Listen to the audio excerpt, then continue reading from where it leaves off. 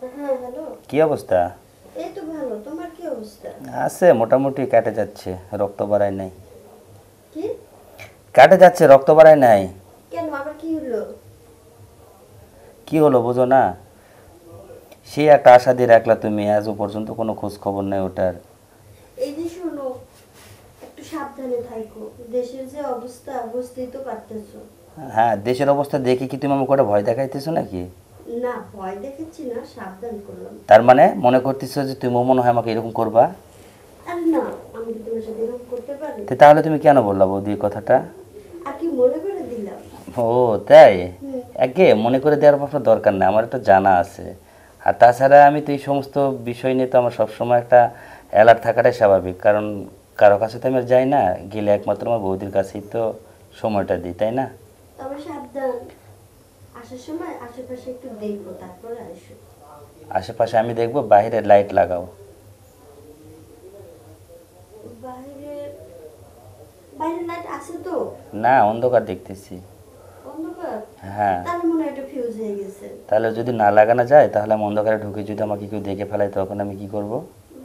আরে পাগল নাকি? অন্ধকারই তো ভালো। অন্ধকারে চুপে চুপে আসবে, কেউ দেখবে না। তাই?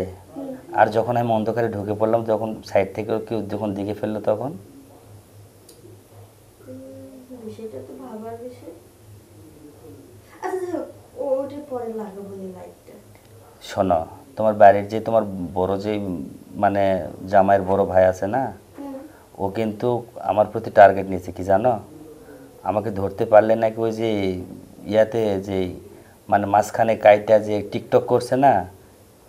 মানে ওই যে জুনিয়র সাকিবের মতো? হ্যাঁ হ্যাঁ, এই তো আসলে এইরকম বলে করবে অনেকজনের সাথে, এইরকম মানে কথা আনাগোনা চলতেছে, বুঝছো? তাই ভয় হইতেছে আমার, যায় যদি আবার এরকম কিছু হয়ে যায় আমার তখন।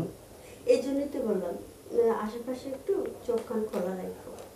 আর চোখ কাল খোলা রাখি কি করব, কিন্তু তোমার রুমে ঢোকার পরে যদি এরকম হয়, তখন আমি কি করব?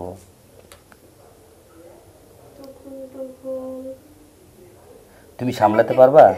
তাহলে একটা কাজ করো। বলো। কয়েকদিন আমার বাসায় তুমি আসা যাওয়া করো না। আরে আসা যা না করলে তো আমি তো বাঁচবো না, কারণ আমার তো অবস্থা খারাপ হয়ে যায়, তোমাকে দেখার পর থেকে তো আমার অবস্থাটা খারাপ। আমি জানি, আমাকে দেখার পর থেকে তোমার অ্যান্টিনার দাঁড়িয়ে দিয়েছে। তো সেটাই তো, সেটা কি বোঝো না তুমি? এই কারণেই তো আমি তোমার কাছে যেতে সব সময় আমাকে মন চায়।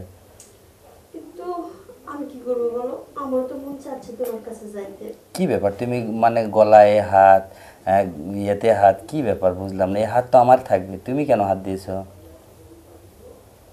আরে না, তেমন না।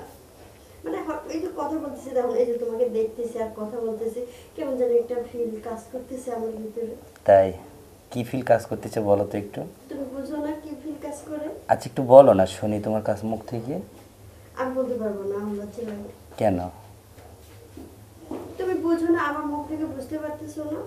আসলে আমার মানে ওই রকম কিছু আমি বুঝতে পারতেছি না, কিন্তু তোমার সব দিক দিয়ে একটু মানে ইশারা বুঝতে পারতেছি, কিন্তু মনের দিকটা যে কেমন হয়ে যাইতেছে সেটা তো বুঝতেছি